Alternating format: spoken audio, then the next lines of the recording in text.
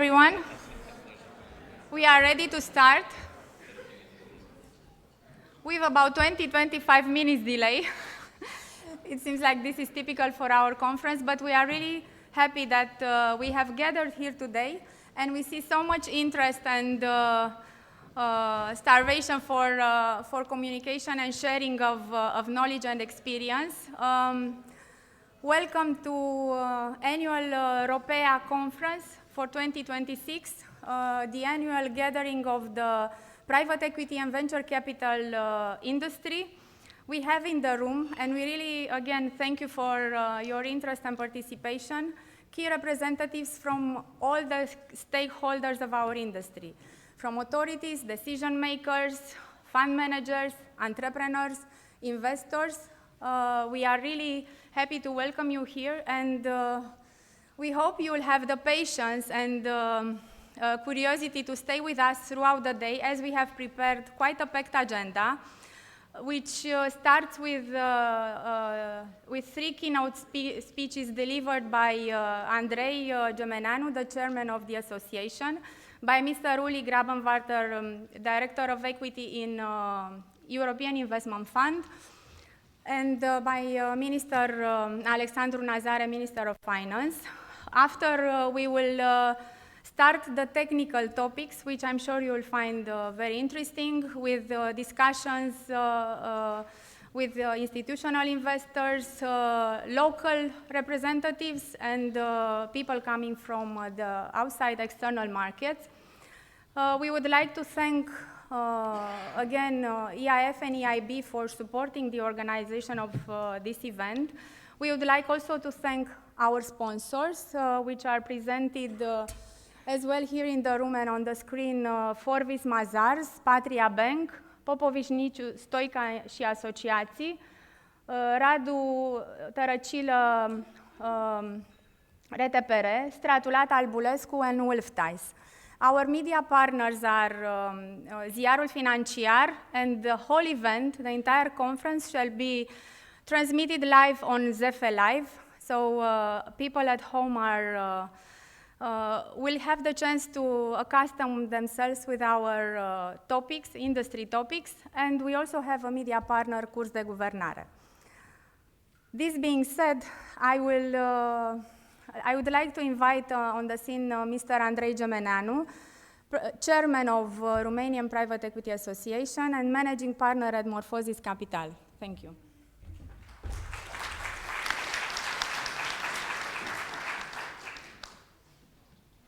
I hope the applauses were for Daniela, not for me. She deserves them much more than I do. I mean, might not be a bad moment to really congratulate the executive team of ROPEA, who have really worked tirelessly to put this together. I mean, look at just, if you look around in the room, you don't need any data, facts, or anything else to know that we really have an industry in Romania. Private equity and venture capital is here and has grown. And really, Daniela and the team, Madalina, Elena, everybody else have worked tirelessly to put this together, and it's really fantastic. I mean, again, looking around the room, it's a powerful community, and the ROPEA community has grown significantly. Recently, we are at the moment 82 members, of which around 30 fund managers. These 30 fund managers combined manage over 2.5 billion in capital, in assets under management. The private equity and venture capital-backed companies employ over 70,000 people. And by the way, the net job creation effect is 6 times higher for private equity-backed companies compared to the average for the economy. So our industry is really playing its role, is really doing what it should be to be a catalyst for Romanian entrepreneurship. And I think that's really what's mobilizing us, what's making us all wake up every morning, the fact that we have momentum. And I think there couldn't be a better place to be at the moment than in private equity and venture capital in the wider CE region and in Romania specifically. If we look at some facts, 2025, we have only just gotten the first draft. I think Daniela will talk about this later and will give you a lot more numbers. But just to give you a feel and maybe convey some energy that I feel to you guys. In 2025, 2025 has been a record year for private equity and venture capital investment in Romania. 440 million euros.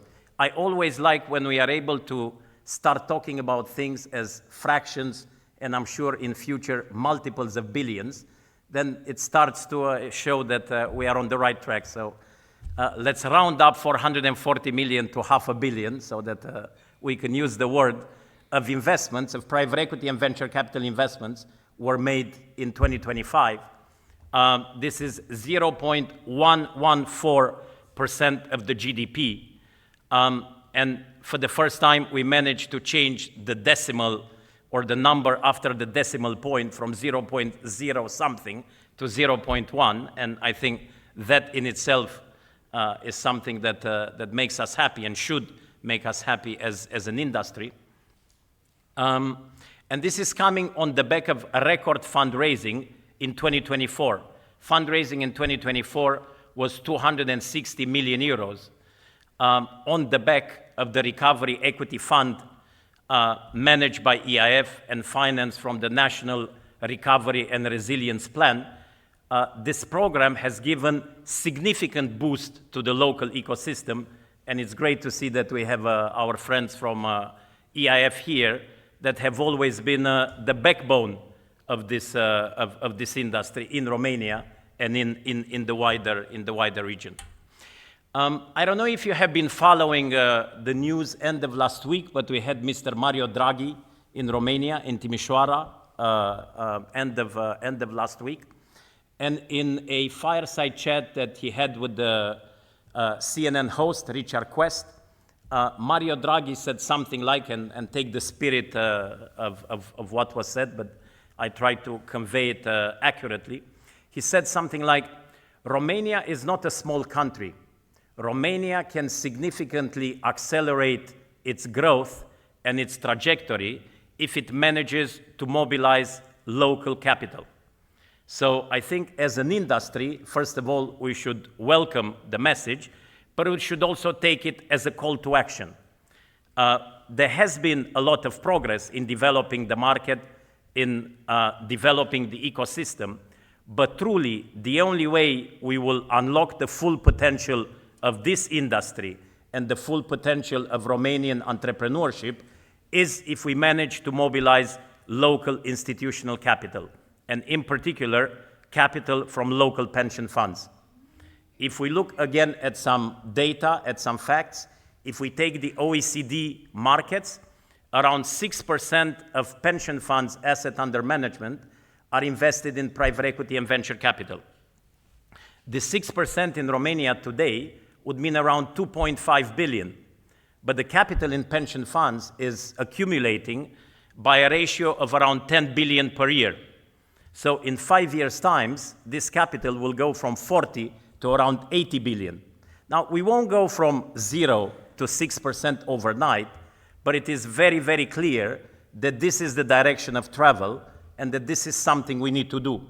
And we really salute the initiative taken by BID, the local development and investment bank, that are in the process of creating a fund-to-fund structure in which pension funds would ultimately come, contribute capital, bring them into the private equity and venture capital market, and bring it into the Romanian community of SMEs, startup, tech businesses, creating innovation and creating jobs. And really, as an industry, I think we are getting ready.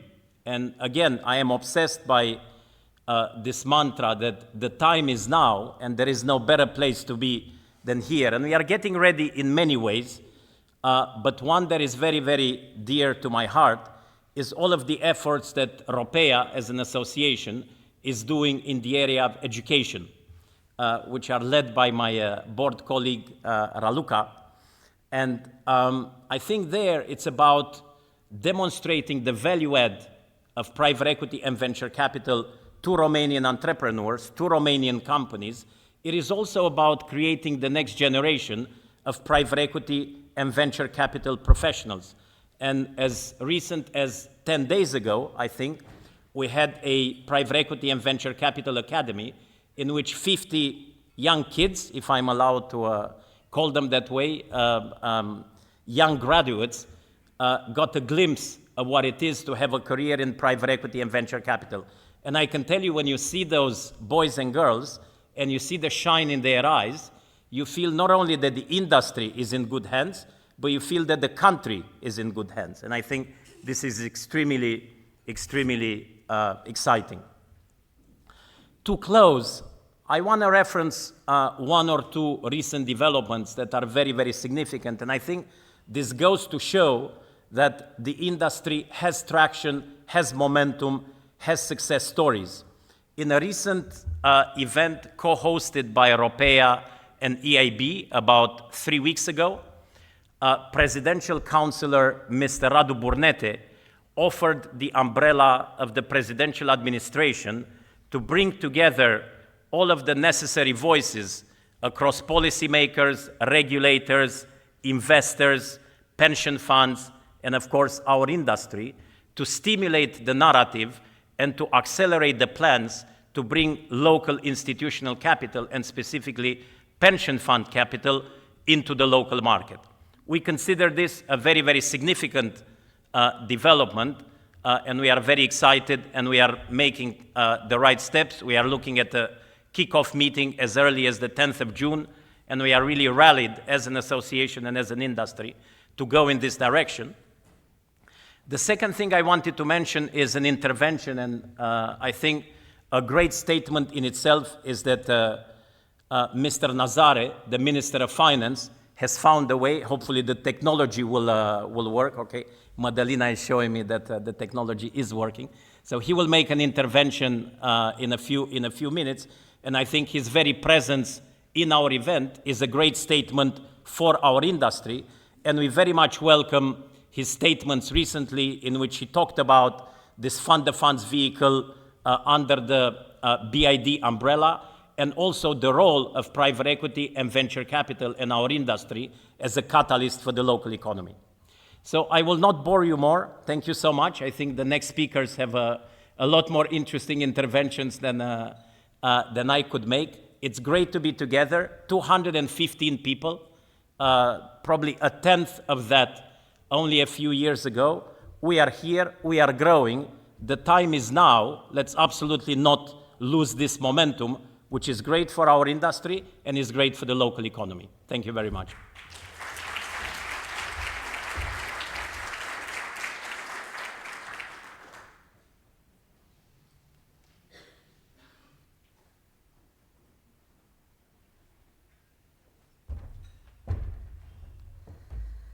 I would like to welcome on the stage Mr. Uli Grabenwarten, the Director, Equity Investments Department in European Investment Fund, a long life professional in private equity industry and overseeing, I think, and having also been part of most of the decision-making processes in EIF related to allocations to private equity and venture capital funds across Europe. Thank you very much, Mr. Grabenwarten, for being here live today in our event.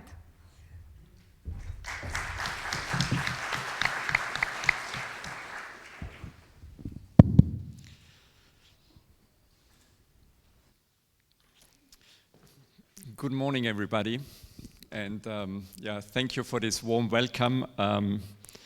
I'm honored to be here. I've tried to be here with you for a number of years, and we have tried to figure it out with increasing success. Most of the time it got snookered through board meetings or something else in Luxembourg. Last year I could join you at least online, and this year finally I made it in person, and I'm very, very honored to be with you today. When I was sitting on the plane last night, and literally in the night, because it's a flight that brought me past midnight into Bucharest, I was trying to scribble my mind map, which I usually do, to put together thoughts that I would like to share when I'm speaking to audiences like yours. And I was reflecting back on the journey that this market in Romania has been going through over the last decade. And we have been part of that as EIF, but with all the merits that are attributed to us to be active here, I always go by the assumption that the thing that we have brought to the market is only the fuel. And it wouldn't have led to anything if it wasn't for the creativity and the spirit that is present also in this room today. And I'm saying this coming back from the US, where I was last week. And I realized in the interaction with people in the venture capital and private equity industry there, what actually has shifted in the context and the way this industry is operating in the CEE region at large and in Romania in particular. Because mind you, I'm Austrian by origin, and when I speak to people that are in the industry in the US and I talk about Europe and opportunity and knowledge and talent, Romania is an absolutely no-brainer on the map. It's something that naturally speaks to people. They know where it is. They know what type of technologies that you're leading. They know about companies that actually emerge of the region and bring things that are interested to the platform companies that they've got in the US and the like. Whilst when I speak about my country, if I'm speaking to the more educated community there, they ask me when I've been last time at a concert of Wolfgang Amadeus Mozart. And if I'm unlucky, they ask me how my kangaroos in the garden are doing. So this is just to give you a kind of a proportion of how far you have actually made it in making your space, in making your footprint, in the perception of the venture capital industry, not only in Europe, but even beyond. But as the industry has shaped over the last years in terms of what has been working and what has not been working in Europe, and how this brought along the developments and the developments in creating a real industry in Romania, also the environment around us has changed significantly. And I'm saying this with a lot of consideration for the macroeconomic, but also the geopolitical context that we are in, and what it means today to be in this industry and for the role that this industry is playing. I know we have been debating over the last 2-3 years extensively the concept of what does it take for Europe to be resilient, to be autonomous, what does it take to be safe. And I guess I'm standing in front of you today in a country that is closer to this question than many other countries in Europe, and definitely the country where I've got the privilege to live in, which is a couple of thousand kilometers to the west. And we have undertaken tremendous efforts to actually reshape our concept of security, of defense, of physical safety of our continent in the last couple of years. And this is absolutely needed as the perspectives, alliances, and the like in a global context are shifting. But I'm reflecting on this topic also from the perspective of what happens outside this priority of physical security and defense. And I'm reflecting on this from a very intriguing play of thoughts. Because if we leave aside for a moment the means and the scenarios of physical military aggression that could happen anywhere in the world and could happen also to Europe, as we demonstrated fairly vividly at the boundaries of our continent. But if we played for a while with the thought of what would it take to take Europe down, if that was your objective, would you have tanks rolling into Europe? Or would you switch off the cloud services of US American companies fueling our economy? How long would it take for our economies to sustain? Or if we play the thought further, and we know that there have been political meetings at highest level in the last week, how long would the economy in Europe sustain if China decided to close the airspace of Taiwan? In terms of our resilience that depends on sophisticated semiconductors, 70% of which are produced in Taiwan. Or while we are there, we have been debating very vividly the sense or the nonsense of energy transition for our continent. And we are currently debating on how we are going to sustain the flight schedule of our intercontinental flights and national and continental flights if the Strait of Hormuz is going to be blocked a few months further. All those are questions that touch on the resilience of our continent in a very, very tangible way. And the way out of those scenarios, the ability of Europe to sustain itself in the context of each of those scenarios depends on the people in this room. Depends on the industry that you and us are building. Depends on the entrepreneurs that are here and out there in the market that you are backing. So while we are discussing the dimension and the outlook and the perspective of the venture capital and private equity industry, we are looking at a completely different concept than what we were looking at 10 years ago. The opportunities for this industry are gigantic because of the dependency that Europe as a continent has on a massive boost in innovation and technology that actually retain our competitiveness on a global scale.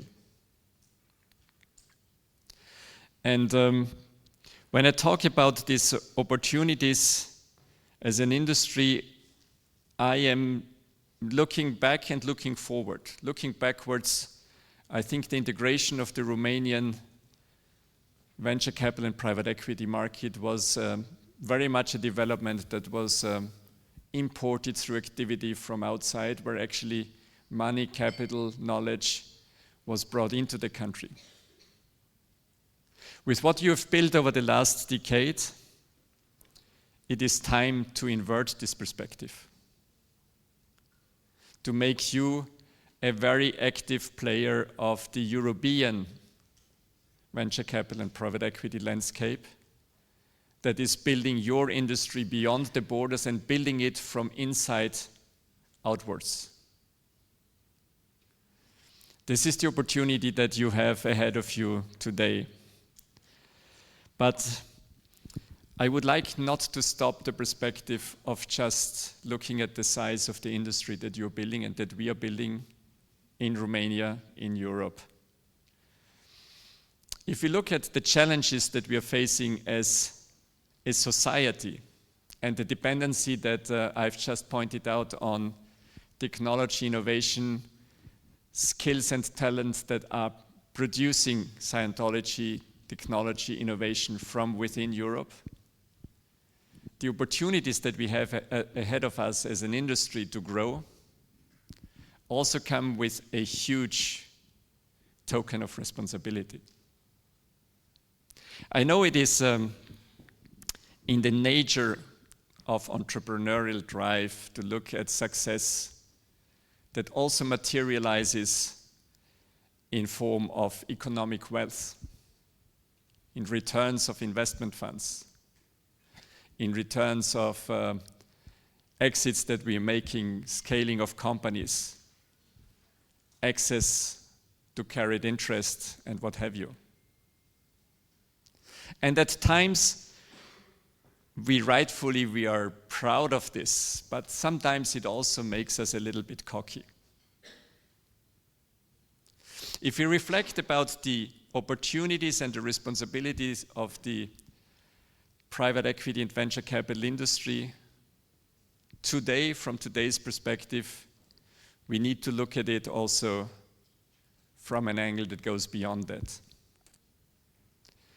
That it is basically the way of life that we are having in Europe that depends on how we live this responsibility within our industry, how we live it in the backing that we give to entrepreneurs, how we live it in terms of the opportunities that we open for companies to seed, to expand, and to scale in a European context. And that is a responsibility that goes far beyond the entrepreneur longing for money out there in the market and the fund managers in the room here and beyond that have the difficult task of selecting in this sea, in this ocean of investment opportunities, those that they're going to take into their portfolios. It goes also into the stakeholder communities that actually are further upstream in the food chain of venture capital and private equity, and that includes the institutional investors, the support from the public sector, and what have you.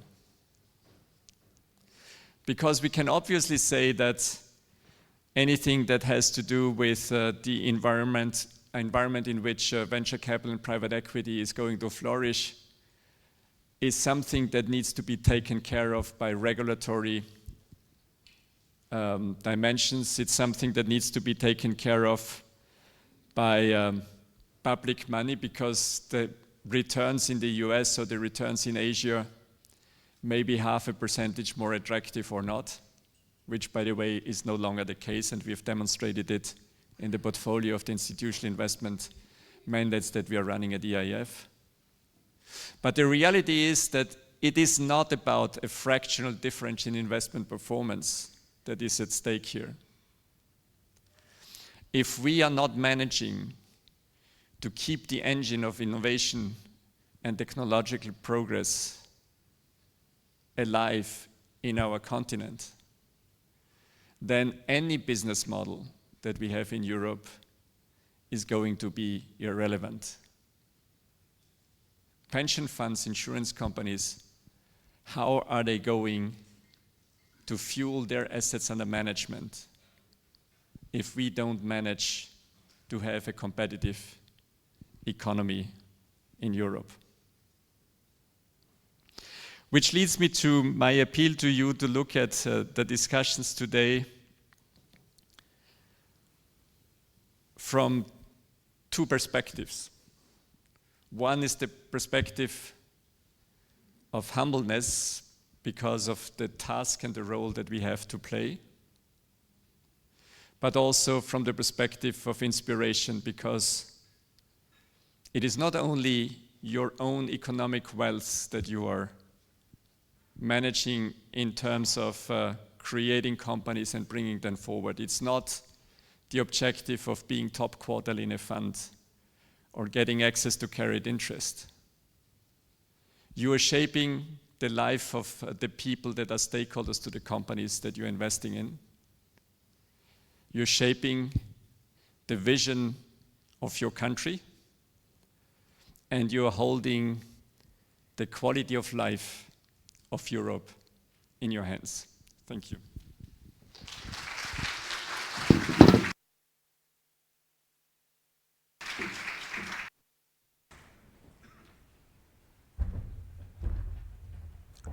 Thank you very much. Now from reflection and a pan-European view of the private equity and venture capital market, we would like to move to the local initiatives. We have an online intervention from Minister Alexandru Nazare, Minister of Finance.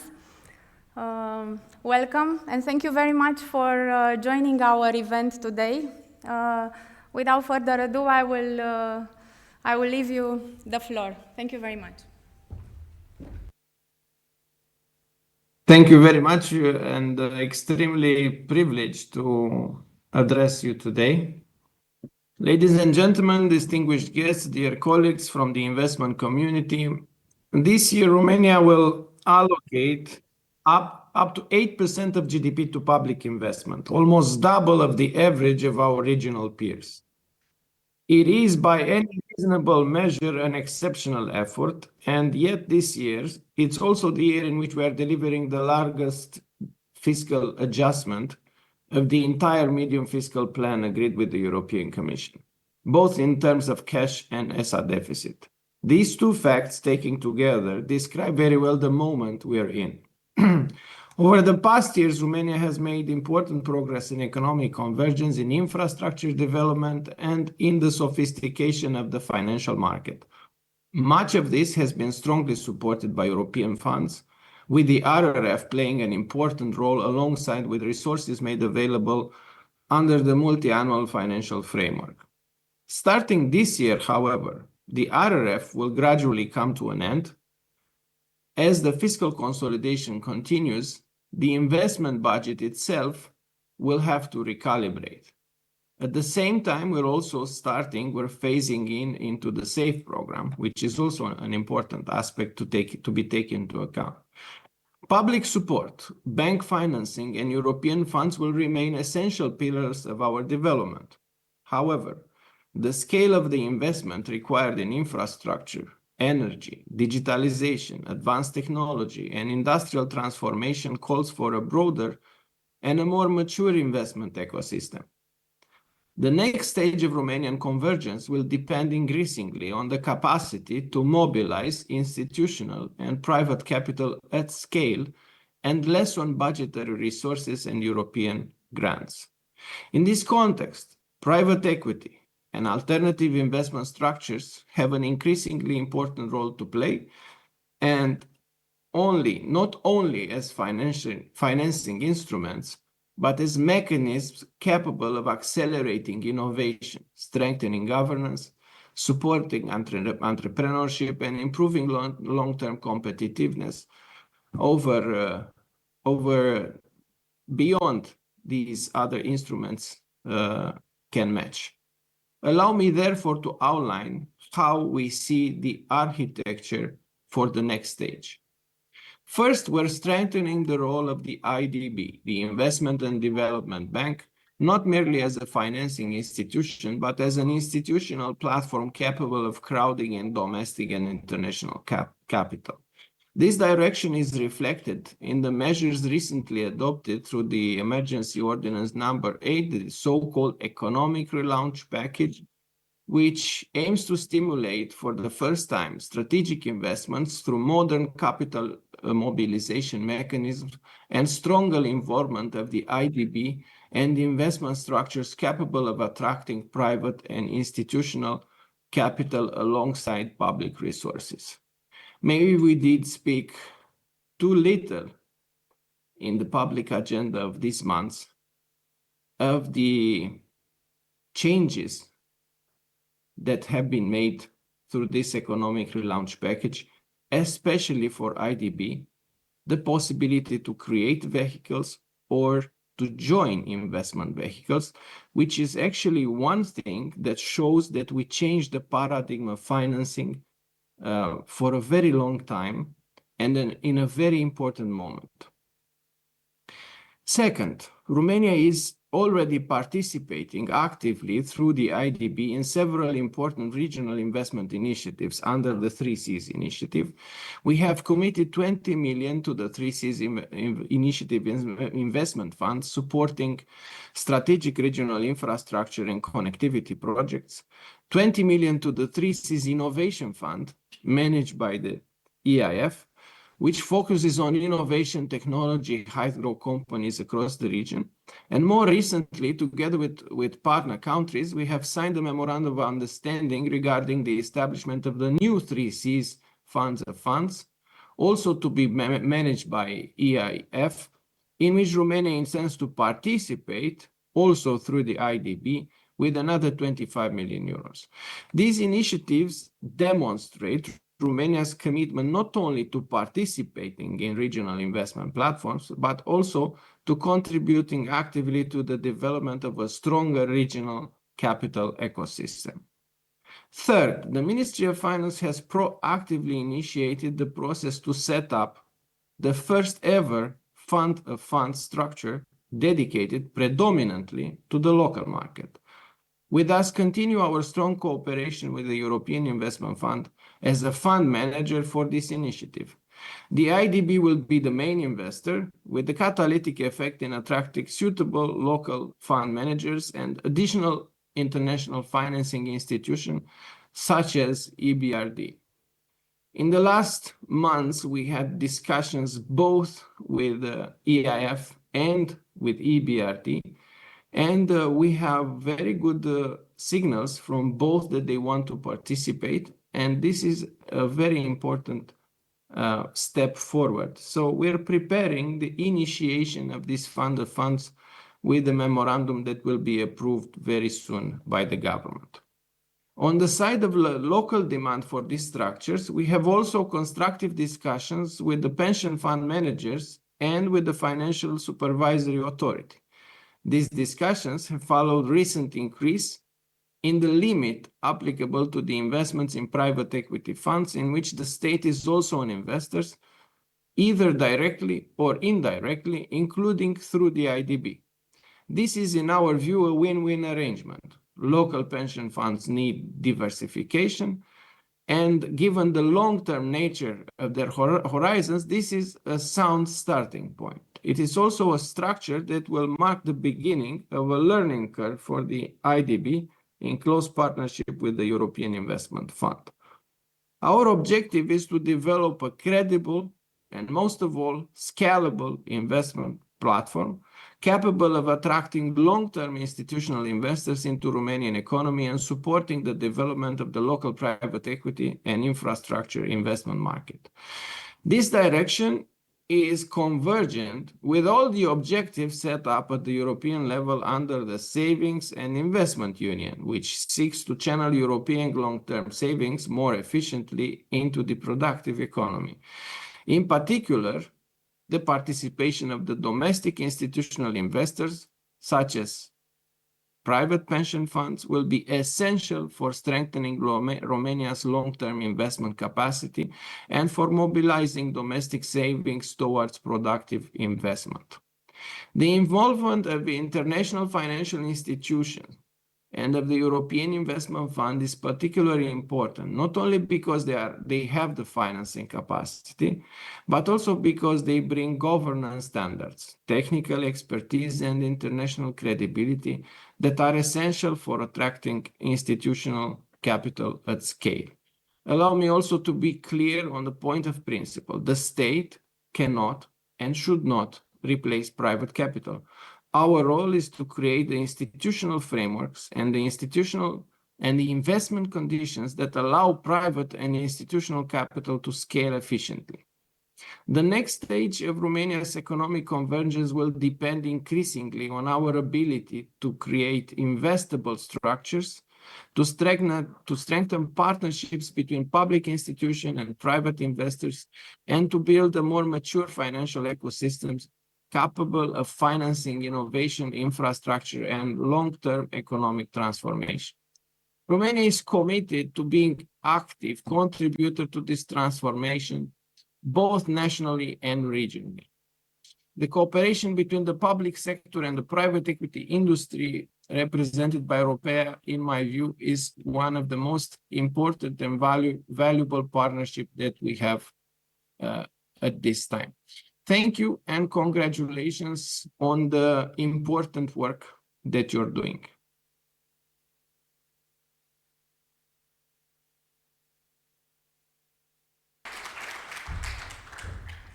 Thank you very much, Mr. Nazare. Your speech and all the information that you share with us, with the community, I would dare to say are music to our ears. I think it's the result of significant work of the community, of the investors, but I think it's also very important for us to understand that our industry stands now at a very significant turning point, which is supported, first of all, by political consensus, which was achieved, first of all, a few years ago when the Recovery Equity Fund was set up. Then, after a couple of years with the setup of the Investment and Development Bank, and at the beginning of this year, late last year and at the beginning of this year, with this package of economic relaunch measures, which definitely, with your and with the political and institutional support at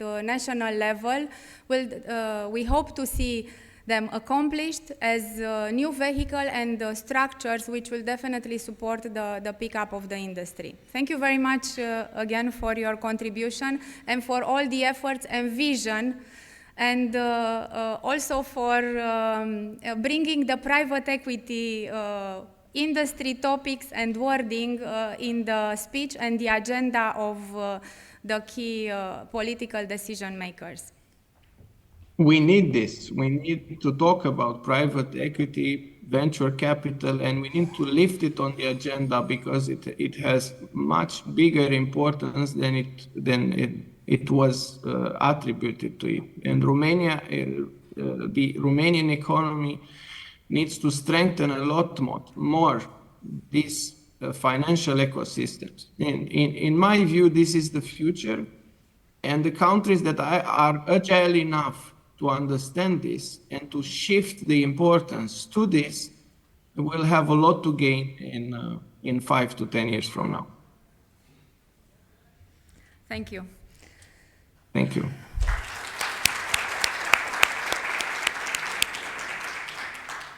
With this very strong message for the industry, for the present and also for the future, I would like to invite on the scene Ioana Boca, director in Deloitte, a very dear partner, let's say, to ROPEA, as we have been working together for the past 3, I think, or 4 years in preparing the industry data and numbers, statistics. Of course, all this data and report is built up on the data collected by Invest Europe, which is further on adjusted by and interpreted by our ROPEA and Deloitte. And all the information you saw so far in the speeches of Andrei, Uli, and the Minister, you will see them now in the numbers, and I hope that, again, these numbers will be music to your ears, and we hope to see in the future years even bigger numbers. Thank you, Ioana.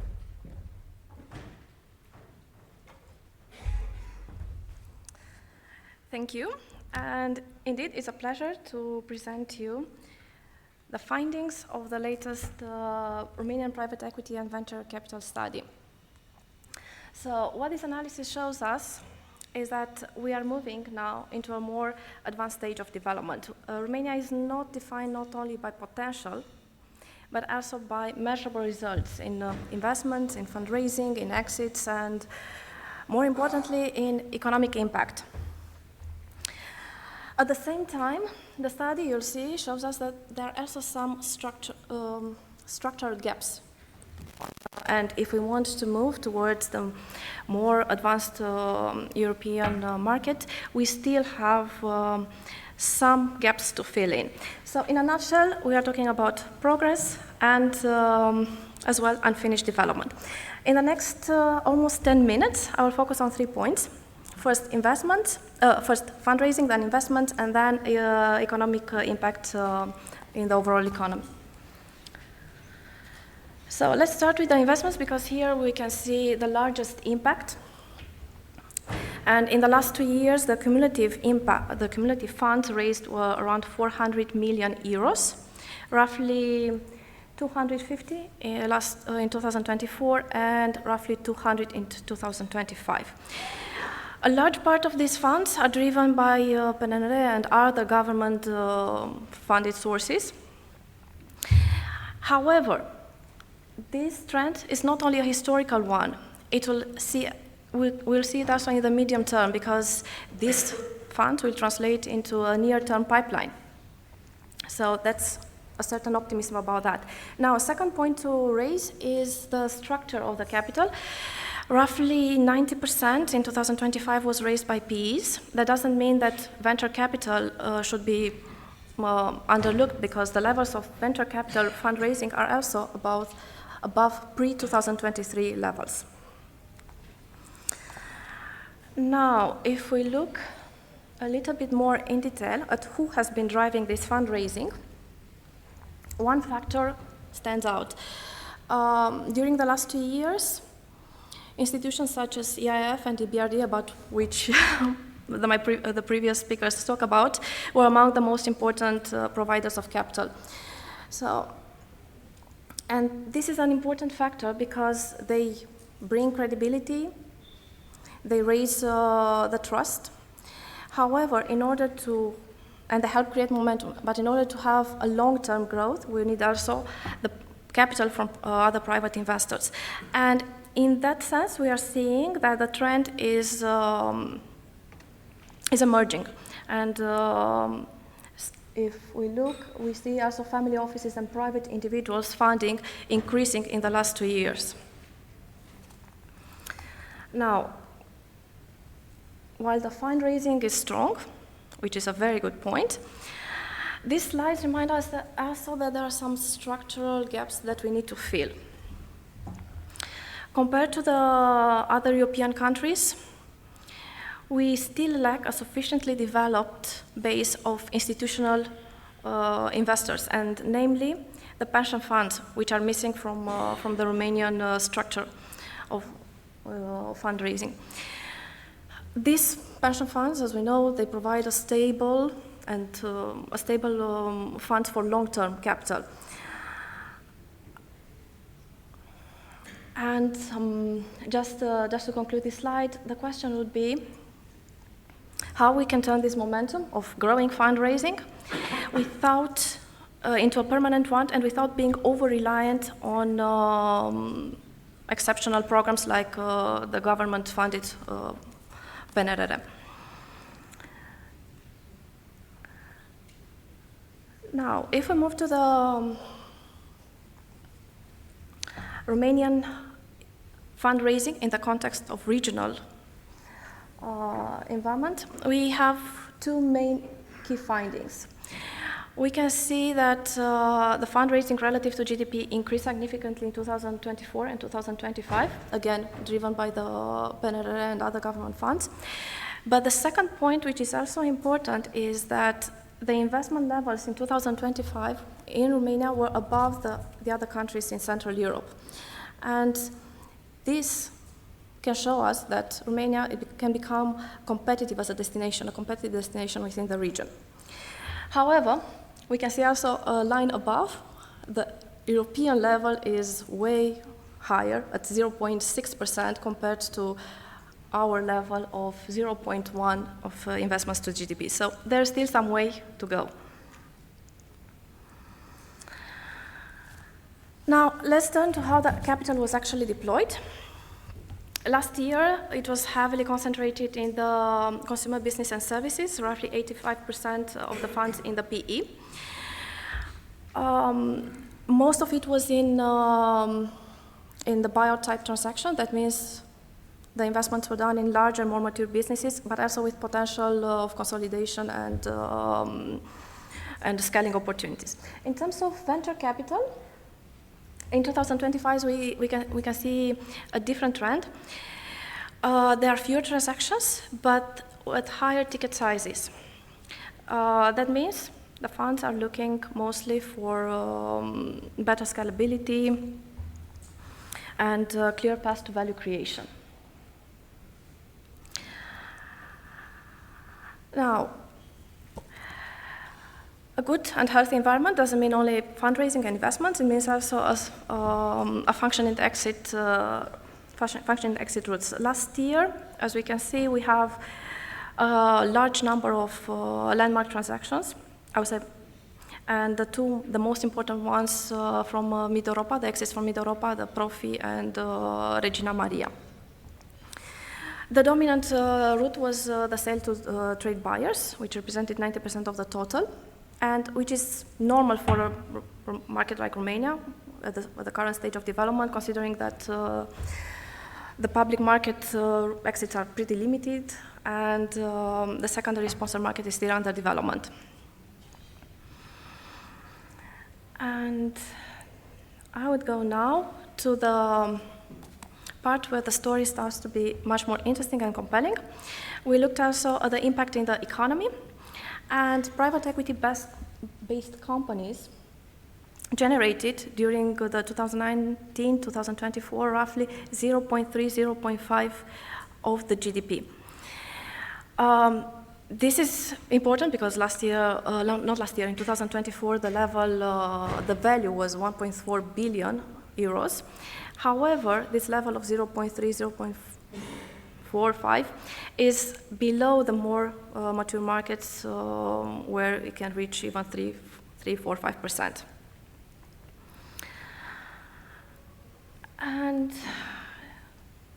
in terms of impact in employment, the data is also compelling. The average number of employees increased in the PE-backed companies by 72% between 2019 and 2024.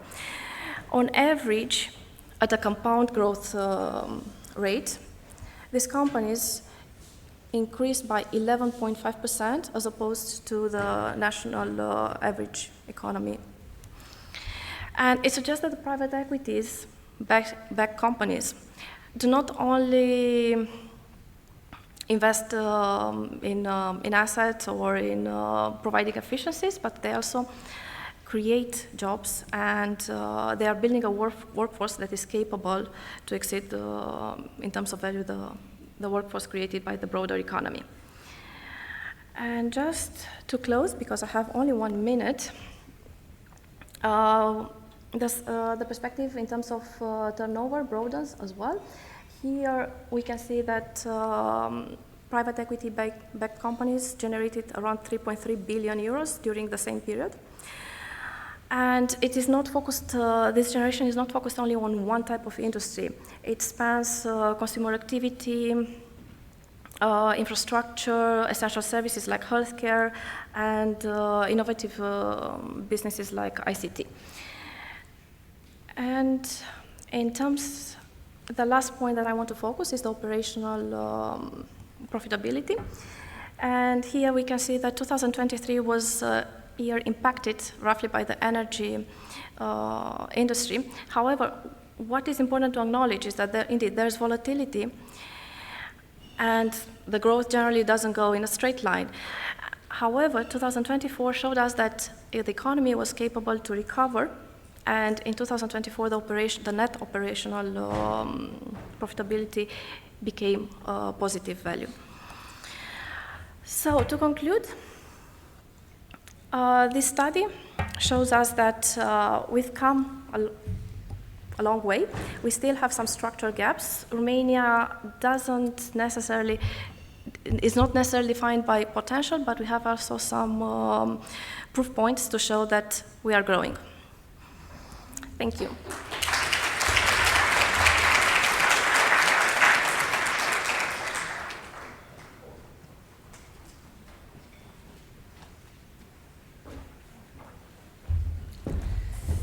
Indeed, we have a great momentum in the industry. I would like now to move to the next session. It's a fireside chat in which we invited two professionals with strong credentials. Mr. Cristian Popa, non-executive member of the Board of Directors of National Bank of Romania, and also ex-Chief Investment Officer in NN Pensions. And Alexandra Zmedoiu, Vice President of the CFA Association and partner in Deloitte, will discuss about, in this context, in this fireside chat, given their, I would say, very diverse background, but specifically in this fireside chat, they will discuss about investments of pension funds in an asset class, private equity asset class. The numbers in Romania are very low. We have had so far very little cases of and investment stories of pension funds, specifically into private equity funds. We hope to see, as Mr. Nazare mentioned earlier, we hope to see this changing in a strong way, and we have invited these two panelists here to give us and the audience and the stakeholders the background about investing in private equity. Thank you. Good morning, everybody. Welcome, Christy, on stage with me.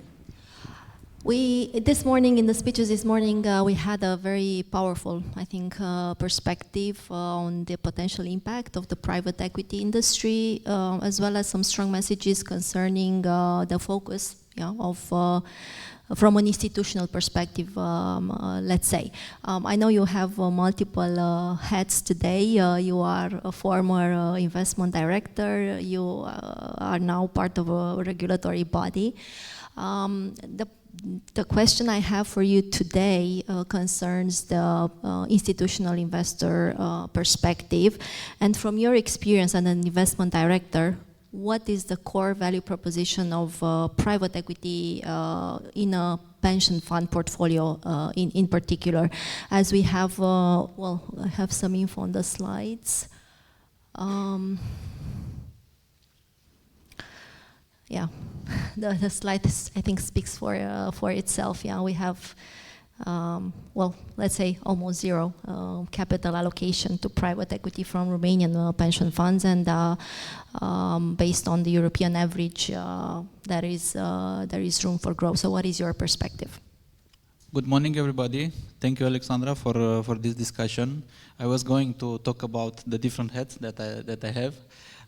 You asked me about the core value proposition, and I could be talking about the return premium, diversification. I could be talking about matching assets and liabilities, inflation protection, access to sectors that are not represented on the stock exchange, or governance. But I think the main idea is about putting capital to work.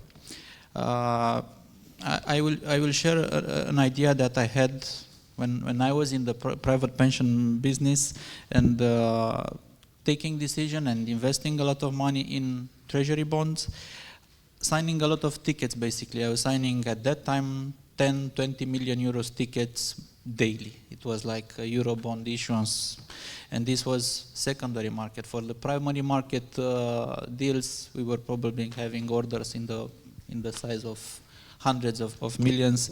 And I was CIO. My previous CEO is in the room. She can confirm. I saw you. The idea is that I was looking at those tickets and looking how many jobs this could mean if you would be able, and if we could put this money better to work. And I was thinking that maybe one ticket is 1,000 jobs, which is a lot only in terms of jobs. I was not even considering about tax collection, GDP, all these kind of positive spillovers that could be gained, while we were just, I mean, we were not investing, we were investing on the stock exchange, but not in private equity. I would say that private equity rewards patience, and pension funds do have patience by their nature, by the way they are structured. With a long horizon, rising pension assets and demographic pressure, I think private equity can help the asset mix. And also putting private capital to work. We are living in an environment where public money is scarce. It's quite expensive, I would say. Like Minister Nazare was saying, it is very important to put this big, I would say huge pool of capital to work. But in order to do this, we have to find the right balance, and also to acknowledge that maybe Europe as a whole needs to do something, in the sense that the European economy is debt-driven, while the US economy is mainly equity capital-driven, and we are seeing the limits that debt can have. There are some limits to indebtedness. You also need equity in order to perform. But the core value, I would say, is putting money to work and reducing frictions, basically. Frictions that are existing on the stock exchange. You cannot list every company on the stock exchange. Absolutely, and you commented about diversification and performance, and we as professionals, we know this very basic equation between risk and return, high risk, high return. On the other hand, and I have some data here about, well, you mentioned already the job growth, which might come from these investments. There could also be a lot of comments made on the performance of private equity funds. Could you comment a bit on the perspective of risk versus return in, again, looking at the private pension portfolio and of course considering the prudent pension principle? Thank you for the question. I would say that the idea of duty of care about equity investments, basically, including listed and private equity, is that they are not inherently imprudent. It could be the case that it's imprudent not to invest, while investing just in fixed income assets, just in nominal returns, in an environment where inflation is a topic, and it is an important topic, I would say. You mentioned about the different hats that I have. I was planning to talk about this. I have the hat of being previous CIO of the largest pension fund in Romania. I currently have the hat of a regulator, but I also have the hat of a future private pensioner. And I think I have a good perspective on the challenges that are faced by pension funds investing in private equity, by regulators being more open about the topic. And I'm saying this because I also seen the topics from inside. And for example, from an investment manager perspective, you see the risks that are coming with private equity. You see the J curve. Usually the targets are, the KPIs are 1 year ahead, 2 years ahead. The J curve is a drag on short-term performance, while I think it's a consensus that for the long run, private equity increases returns. Also, it's a thing about capacity building in the regulator side, in the pension fund side, and I'm not talking only about know-how. I mean, I'm personally passionate about alternative investments. I have a charter on alternative investments, and I know many people from the pension business do have these charters, but it's also about time. So about FTEs in the private pension fund managing companies to have the time and to, on top of the asset classes that they are doing already, to have the time and the resources to allocate to this. It's also a matter of reputational risk. And also a matter of consistency. You need, first of all, to convince the group representative to be open about the sector, and then to think about as a program. You need to do this kind of investments year by year, fund by fund, sector by sector.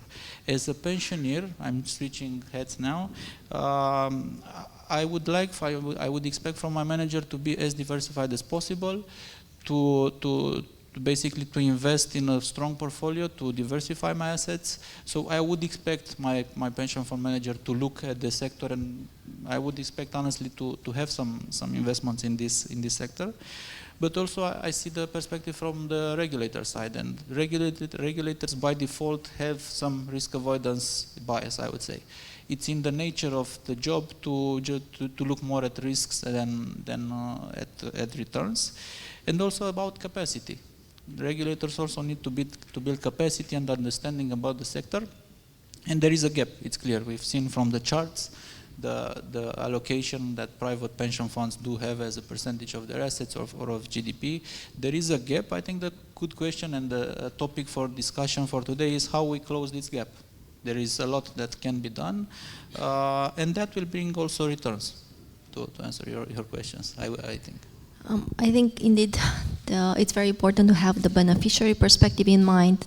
By beneficiary I mean the pensioner, like you said, the person who actually benefits from the private pension. And as you know, Chrissy, that we are doing a number of studies on the pension system in Romania, the capacity to build on it, the risks that are inherent in the future, where in 5-10 years time we have a large number of pensioners, longer average lives, so more spend for the payments. So it's definitely a topic which needs to be a concern not only for the private pension industry but for the beneficiaries as a whole. And as you know, we also have studies that show the importance of contributing early to a retirement fund, which, as you said, has a very long-term perspective. The question I now have to you is, if you were to go back to your CIO role, how would you make the case of, let's say, perfect private pension capital allocation? And just to nudge a bit your answer, I have here some examples. For a fund of funds as a component of portfolios, but there could be, of course, other approaches as well. So how would you see a perfect world? Thank you for the question. It opens the topic. For sure, I would look at the sector. There are basically two directions that a CIO can push in order to, actually three directions, in order to get this kind of asset into the portfolio. First, you need, and at the basic level, you need regulatory approval. If it's not in the mandate, in the law, let's say, then you just cannot do it, and it's pointless to push a topic that is not allowed by law. We are always applying the law. Then you need to convince your holding company, your shareholders, basically, to be open about it. And then you have to have capacity in your team to have the right people, the right know-how to do it. I would push for it. I was pushing for it at that time also. But you need a strong effort. You need also the supply side from the private equity sector. We were having discussions back then also. I see the people in the room. I would say that there is much more supply now in terms of PE funds, and this is a plus. And of course, we would have to engage as a sector association with the regulator. So you need to push for all this. If I would push for it, of course I would push for it, because I think it's a sector that needs to be in the portfolio. Private funds, private pension funds have these special characteristics, I would say, in their DNA, that they invest long-term, thinking about real returns. They have this ability to take liquidity risk. It is a risk, but they have the ability to take it. They think in long-time horizons, 30, 35 years. You think as an investment manager, while you know, and you have to account for all these constraints, regulatory. You have the risk manager. I haven't talked about the risk manager in the company that are challenging you, but I would push for it, because I think it's a sector, and the figures are telling, I would say, 6% average OECD allocation. We look, and also this is another topic. I think we should not reinvent the wheel. We can just copy the good things that others have done. And the Yale endowment story, I think it's fantastic what they have done for 30 years or 20, 30 years already, we can just copy, at least in spots. Maybe if we can have just a bit of deep dive into the risk component, as sometimes there's reputational risk involved, not to mention financial risk, there's maturity risks and all of that. What is the typical back and forth, let's say, between the investment director and the risk manager in a fund? I mean, I was a director, but we've never done a PE investment, so I will just comment about it. I mean, we have not had a commitment in the PE fund. I think there are just very few cases of private pension funds investing in the sector. But of course, I would look at liquidity. And this is a topic that probably also the industry has to be plain about it. It is an illiquid product. I would look at volatility, and this is also a topic that I think is important for the industry to convene plainly, that the volatility, maybe it looks less than it is probably, because if you price a product quarterly, that doesn't mean that the product has some volatility. It's not the kind of volatility you have on the stock exchange daily, but then there is some volatility there, and I think it's unfair, and this is a sell side argument that is not helping to say that it's not volatile. The volatility is still there, but it's basically packaged otherwise. I would look at all these kind of risks, and I think engagement is very good, and talking frequently, having this kind of discussions with the sector, with the regulators, I think is very important to have in order to get to the basics, to get to the actual product. It's not perfect, but I think it's a must to have it in a long-term portfolio, with the capital that we're talking about, and with positive spillovers. It's not only about my returns as a private pensioner, it's also about doing something for your country, for the economy, while delivering to your clients. Of course, the target is returns. As an investment manager, you think about delivering returns to your clients, to your future pensioners, but you also consider the long standing of your business in the country, and this is the kind of investment where you can, and having the slides from your colleague before, I think is the kind of thing you realize it actually has positive spillovers. You deliver profits to your clients, and then jobs for the economy, and you basically you seed the economy that has seeded you. The funds you get. Absolutely. So the question is, what's holding us back to be there where we want to be? If you had to pick one, what's holding us back? Is it the lack of permission? Is it lack of the investable product from the industry? Is it something else? I would say it's a mix. It's a ranking. Basically, you start with regulatory approval. This is the basic. You can read about it in weekend, but if it's not allowed by the investment norms, then it's out of question. Then I would think about capacity building in the private pension fund business, and then I would think about supply. So it is a gap. There are things to improve in the both sides.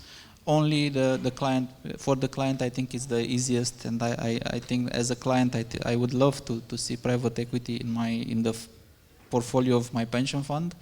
But this gap can be only closed via discussions, via experience exchanges, and learning from other countries' cases. But I would start with the regulatory side, because this is a must. You must apply the rules, and the regulators need to be convinced about the good things that are coming with this kind of extensions of the investment universe. It's about convincing the regulators. I don't think that everything is written in stone, but there is a need for continuous effort. And I think ROPEA is doing a great job advancing this this agenda, which, as you said, I think benefits the whole country. So, Christy, last question from my side and for the audience. So, if we the two of us were to be on this stage 5 years from now, talking about a big success of the relationship between private pensions and private equity. How would you see that picture? And I just have a bit of an inspiration for you.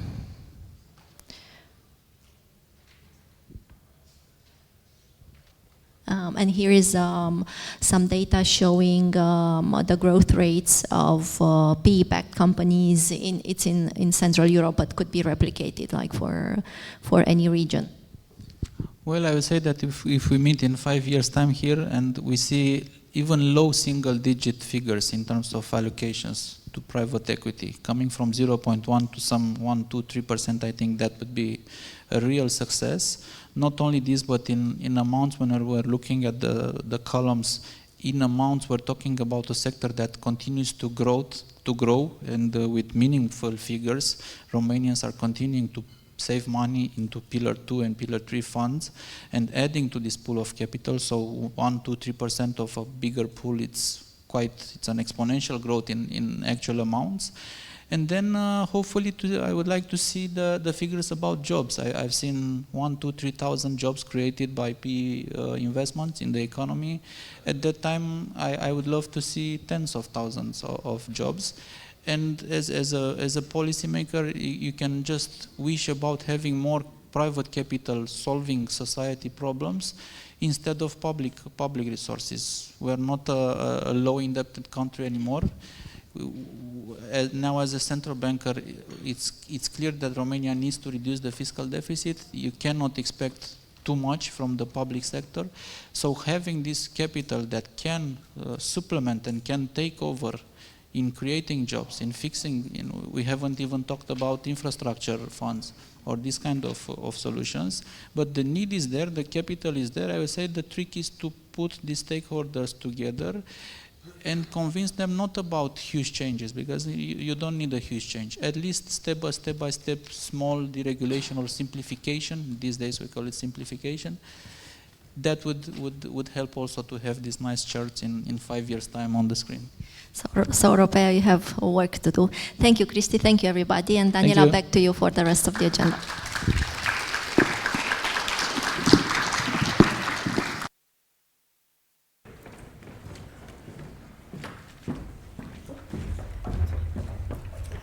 Thank you very much, Mr. Popa, for presenting all these key arguments which we use a lot as industry professionals in our pitches to the investors and to institutional investors specifically. I would like to thank David Masculic, Investment Director in Morphosis Capital, for supporting us in the preparation of the background information for this fireside chat. And now I would like to invite you all for a short coffee break to interact and exchange views. And we will welcome you back in the room at 11:30 for our next panel, which will focus on discussion with international financial institutions in their roles as LPs. Thank you.